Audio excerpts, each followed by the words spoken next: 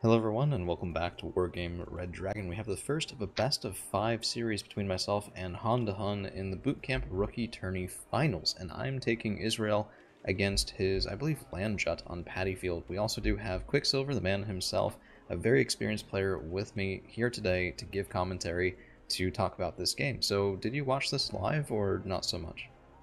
No, I didn't get a chance to catch it live. I think I missed all of them. Gotcha. I caught one of your previous ones live, but not this one. Yeah, well, I mean, they were scheduled at a sort of awkward time, I think, for your time zone, so that sort of makes sense. And the biggest thing that I have to say just going into this, and I think I said this to you as well, is I really just didn't know what I wanted to do. So the standard push, from my understanding, is you sort of go into either square or triangle, and then you leverage that into foxtrot or bravo or whatever. And I didn't want to do that. I didn't want to be predictable. And right away I start off just by losing a Cepha E to an automatic, which is not a great way to start, right? So 70 Not a points good down. trade. Right, and then this is not really the most functional thing I've ever done in my life. So, be merciless, tell me how you really feel about all this, and of course we will have the other games in the series coming up in a couple of days, probably some of them with Quicksilver, some of them with other experienced players as well, if I can swing it. If not, we'll just have me commenting. We'll see. And if you like this sort of thing, please don't hesitate to leave a like, share, subscribe, all that YouTuber nonsense. So, 2A5 is spotted. I have a 3D Baz up on the high ground, and this is what I was hoping for with this opening push, was to get an angle on a 2A5 in the woods. And right there, a couple units of smoke, and that can no longer happen. So, also a little bit of a dive. I would look at the automatic. Instead, I take an Ihawk to the face. Well, not Ihawk, Hawk-Eos to the face. Automatic finishes me off. That right there is nearly 200 points down, 2 minutes in. And for nothing in return, basically. Right. So look, if you're gonna push that golf section, you really need to have units down in between, like that forest area. Like, I would have sent the Shermans down there and try and like smoke and kept your Baz hidden, and so the 2A5 would engage the Shermans, get shot at by the Doblin and that, and then it would face its armor today, and then you can come down with the Baz and start attacking it from the flank, basically. yeah, that would have been far better. And I think you mentioned at the start before recording that you didn't want to take that town in Foxtrot, but like the Saffron and the Zephyr E and like a Maglan over there would have done you a world of difference. And yeah, that's true. And before we talk too much doom and gloom, you know, I am not one for giving away the results of any different game, and I hope you guys don't take this as necessarily a loss either, because even as it stands right now, even down a couple of points, well, maybe a fair number of points, I still do have infantry and Bravo. We have a 3D Baz taking a side shot right there from a 2A5, which isn't exactly great, and missing the return shot, which is sort of just compounding that. But we still have board presence. I do get the 3D Baz out you got safe and sound. super lucky there because it just That missed smoke, 2 shots on you. Yeah. So, but I mean, my super heavy tank got out. We get a free shot here on an automatic as well, so it is spotted by the Ramreki and the Bedouins. We get the kill with the last missile from the spike. That's 80 points. There's also less anti-air on the front line for my opponent. And one thing, just before we get any further, Han and I play very often. He's a good friend of mine. And this series was actually the first time that we've ever played against each other in 1v1, let alone anything like ranked or a tournament game, anything like that. We've played against each other sometimes, but usually on team games. And this was a new experience. I didn't really know what to expect. We both know each other fairly well, and that may well come out in how the game is played. So that's just another thing to keep in mind. It's sort of like playing someone that you learn the game with to a certain extent, just because, you know, we play like one game in one day in 3 with each other oftentimes. So March 90 coming out, which I think is a good call. The Shermans though probably would have skipped for now, or at least I would have sat in a hotel until I could build up a force to retake golf. yeah, so the idea with these, just what was in my head at the time, was heal up the 3D Baz, use the Eye Shermans, push into golf. Yeah, definitely can work, but you really want some chaff like some Robiette. I don't know if you have them either, but the Milam are really good for the 10 points. The Milan? Just for soaking the Milam.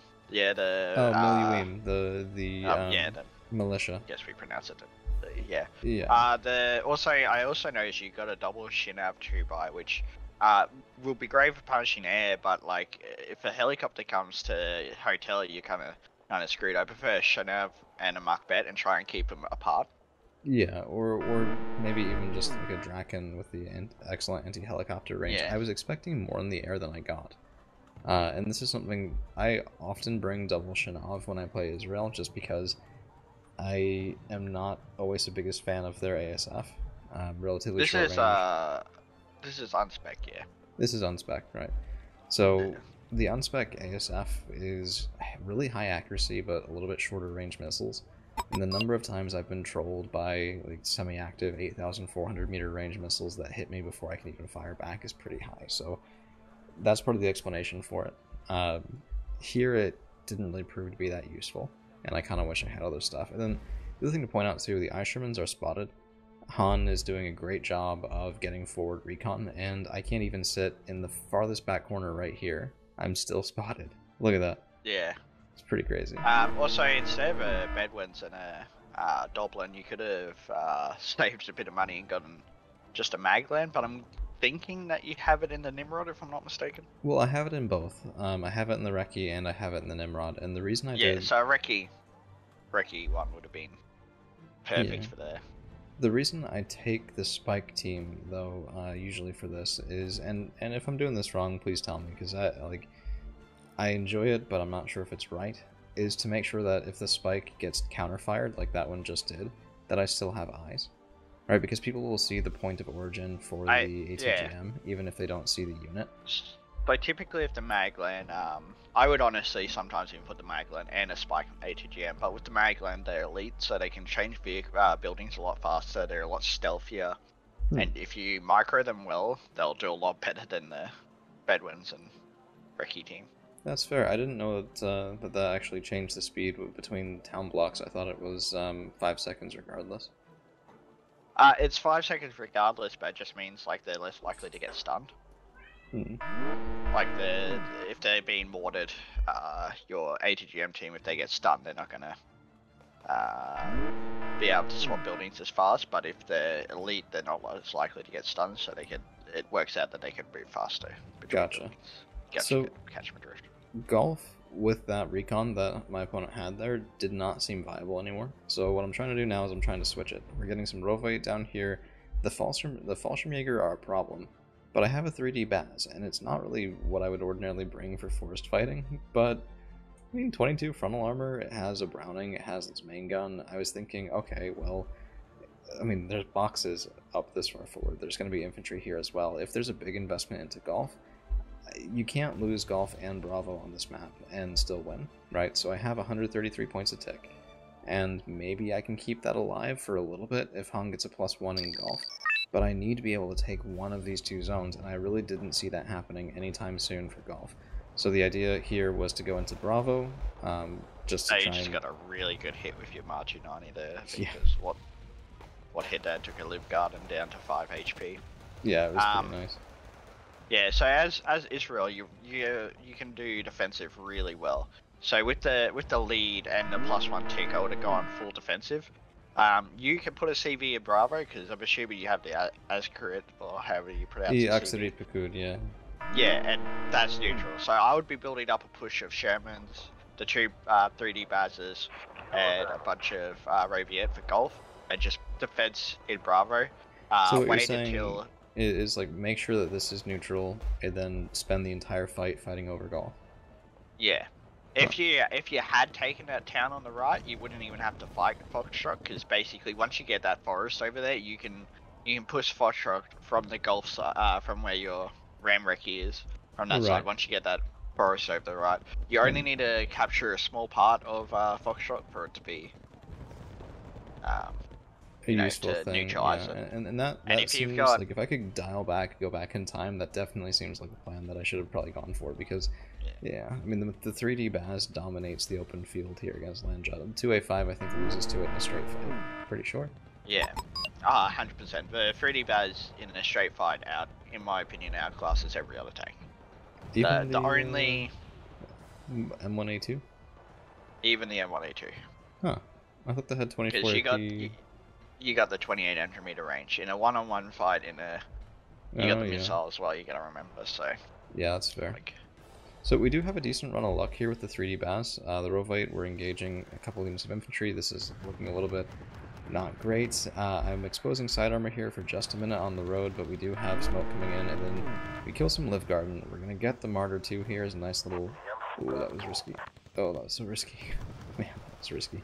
But, you know, I just come over here, we're going to get the Martyr 2, hopefully. I was hoping for the Fallschirmjäger, but my Rovate aren't really going to be holding out all that long.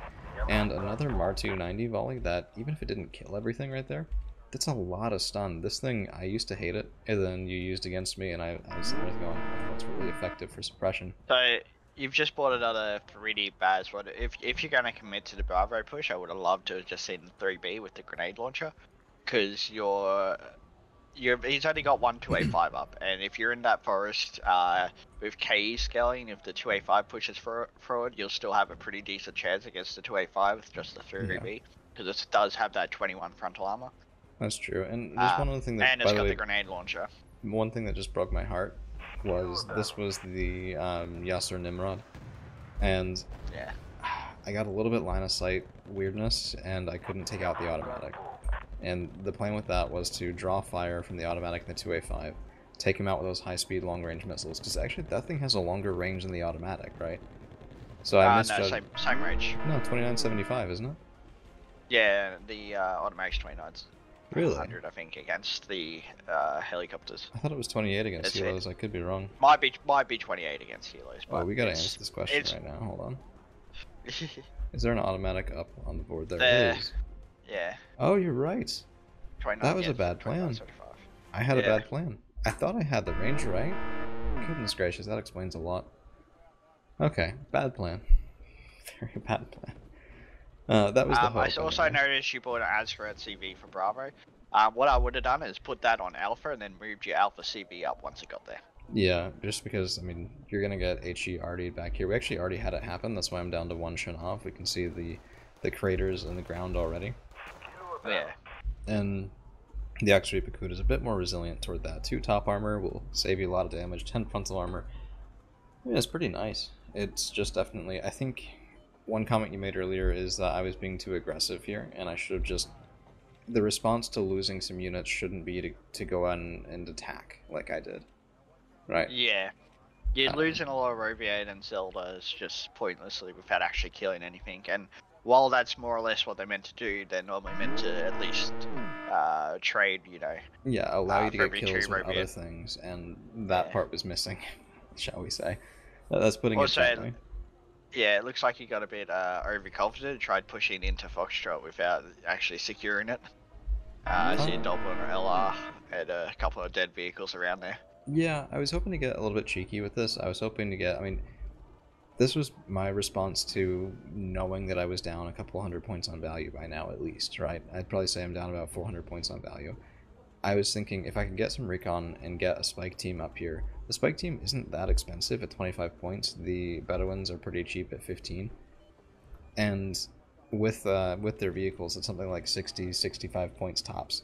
And I was just thinking, okay, if I could spot something like a Flakpanzer Gepard or an automatic or something like that and take it out with a spike, because this thing's just, it hits really hard. Yeah. If you could have got the forest onto the right side of Foxtrot from your thing, which if you want to swap it over to neutral to see if you had anything there, because you could have, yeah, look at that, it doesn't even have anything there. Yeah, especially right, Milan. To the right. No, to the right. Yeah, that area, and then you could have just pushed some Roviet in. Yeah, from that side. That would have been better, but you know, live and learn, right? And a lot of people really fortify that to hell and back. So I've seen it both ways, that's for sure. Yeah. So let's speed up just a little bit as this gets into the mid game, and I'm kind of scrambling at this point, right? I've tried attacking into Bravo, it didn't really work. I've tried attacking into Golf, it didn't really work. I tried attacking into Foxtrot, didn't really work, and I'm barely keeping up on Tick right now because of the Oxidate Pakud and Alpha. And I was hoping to get a little bit ahead with the Hapak moving into Bravo, but now he's attacking me, so he's pushing me into Bravo. My Zeldas are even spotted here at 2A5 with so much value, and I didn't notice, we saw a Fuchs drive in right here and sit. And I didn't notice that at the time, because I was microing something else. I was trying to get the Mar-290, I think, into a better position. So not seeing that cost me a lot, because it's a command Jeep, right? That thing's really fragile. Yeah. Mar-290s kill that with splash damage so easily, it's insane. So, It's definitely a missed Also, he's opportunity. arting you a lot as well. And you got the Mar290s. You can always chuck a Mar290 salvo where he's arting and hope you get lucky. I've killed many of Artie just flinging 10 H, 15 HE missiles at it. Yeah, I'll do that against mortars just because, I mean, as you said, 15 HE is pretty nice for that. But I think, I don't know if I had in my head incorrectly that his arty piece was armored, but I thought, It's M110, yeah, no, I so thought so no armored. top armor. Yeah, no, Yeah, we could have killed that. you would have deleted it. Yeah. Yeah, and that thing got a lot of value too. That's what killed my spike earlier in golf. That's what killed the Shinov 2 up here on the high ground. And yeah, I mean, it's been consistent value, which yeah. So at this point, I have a 3D Baz. I have a second 3D Baz. I don't really have much chaff here, and every attempt to go into golf has failed. So I was thinking to myself, okay, well, let's just do it again, I guess, and go into Bravo and keep trying to take some land back. So I bought a 3B this time, because why not? And you once gave me a unique compliment and said that I was probably, oh, sorry, cat's attacking the microphone. Oh no. Probably the best at buying the worst thing for what I needed at the time. I think that came back a little bit in this game. What do you think? I think the 3B is a good buy, but you already bought the other 3D Baz, so you've got like 3 super heavies doing CQC into a Bravo forest area. Into things like Fallschirmjäger that have really nice armor piercing, into things like even Liftgarden 90 if they get the right angle on these guys. It can absolutely work, but I feel like the 3D Baz's buys are just you're losing points there. Yeah, definitely. One thing that this deck didn't have that I usually take in Israel is the Merkava 2B. And I think that would have been... no, 2B.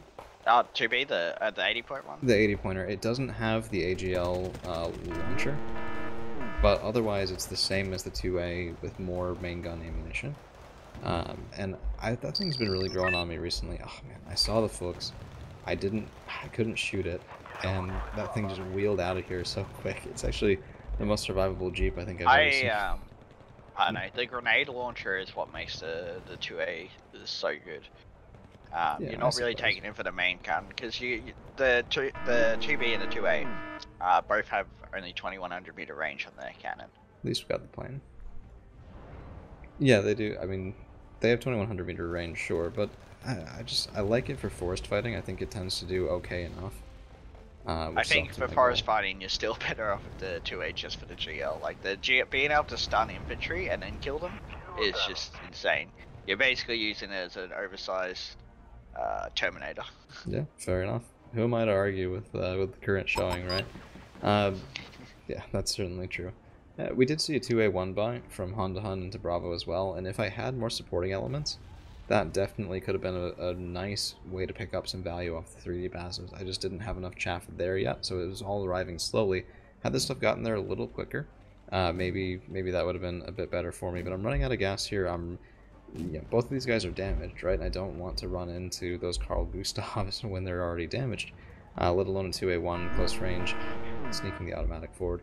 And this is where I think I nearly quit right here, and I just thought to myself, you know what, let's try a little bit more. Yeah, I'm guessing that the Kernus 2000 was your only seed plane at the time. Yeah, it was. I think I brought one up vetted, which... losing that at the start was not good, especially against Landjut. That means he doesn't have to micro his. If he was paying attention in court, that you up-vetted it before it died. He actually kept microing it, which is just even. Yeah, I mean. But like, once a Landjut player realizes he doesn't have to micro his automatics, they just become insanely lethal, because they will just start using them as like the best fire support in the game, because that's what they are. They're like, you take them half for their AA, half for their ground killing capabilities. Yeah, and they're anti everything, and it's amazing, and it's really a pain to deal with. But yeah, honestly, I think he got pretty lucky that he's not using any of the M41A recon units either, because that would just be tearing your Robiette and Zelda up as well. Yeah, not really his style, which, do with that what you will, but I mean, we each have different ways that we play, right? There are tools for Israel that are really strong that I don't tend to use. For example, I don't really bring in the Kernos a lot. I tend to lose it when I do, and therefore I don't buy it because it's a 150 point one-way trip. Hard to get the value back on that, except for a couple of rare situations, right? I feel like with the Kernis, most people use it too offensively. Like it should be used as, in my opinion, all planes should be used, and that's punishing overextending. Especially when it comes to stunning and killing tanks, because that 20 AG on the top armor is it brutal. kills a lot of things. Maybe short of the couple of 4 top armor tanks, which I think both missiles have to hit for it to have a chance of killing, but it's still not a guarantee, it's just a chance. So this is the engagement that I think led me to actually just surrender, because I have nothing left up here, so I was just like, okay, let's just throw the Merkabas in, and if they win this fight somehow miraculously, then great, and if they don't, then I'm kind of toast anyway. But I lose the 3B, and that is going to be pretty much the end of it, right? So even, we did get a kill there on the 2A1, but the 3B was more expensive, right? So that was only a good trade if I could have kept myself alive. The optics failure on the 3B before then kept me from firing back, which really did suck. Now we get a nice CV kill on Golf, and I guess you could argue I could still try to grind this out, right? There's 18 minutes left. I'm still ahead by nearly 100 points in terms of conquest points, but I don't really see that being something that I can really maintain very well, because I didn't get the kill by virtue of gaining ground position. I got the kill by virtue of a Mod 290. And by the way, that Kernos, the missiles split. So we have one going over to the right, and we have one over to the left. Impact. That actually killed some anti-air, so I was very happy with that. Very impressive. Thank you. I can only actually pull it off like half the time I try.